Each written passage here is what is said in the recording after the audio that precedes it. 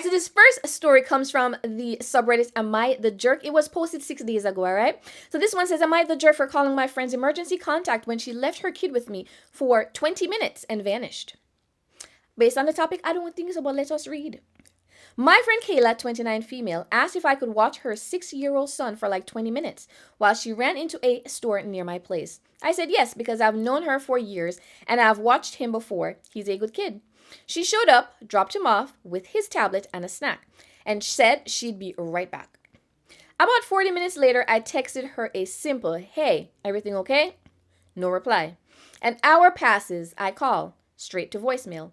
I start getting that hot panic feeling because I'm not his parent and I don't know what's going on. Her son starts asking when mom is coming back and I'm trying to keep it light, like soon bud, while I'm also refreshing my phone like a maniac. I texted again, then again. Still nothing. At the 2-hour mark, I'm honestly scared something happened. But I'm also pissed because this is not 20 minutes anymore. I also had plans later and I'd basically been volunteered into childcare with no end time.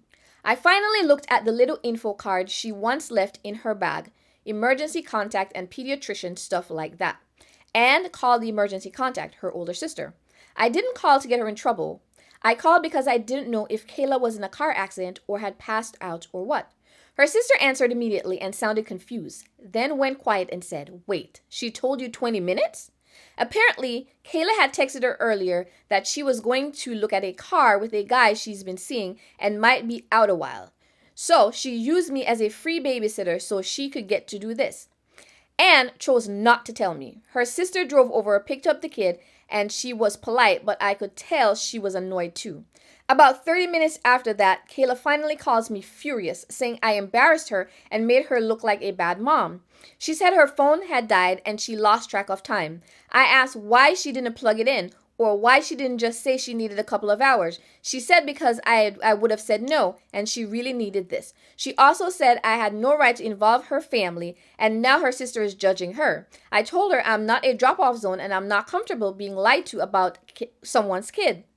She's telling mutual friends I overreacted, that I'm dramatic for calling her sister instead of just waiting. Am I the jerk for calling the emergency contact when she disappeared?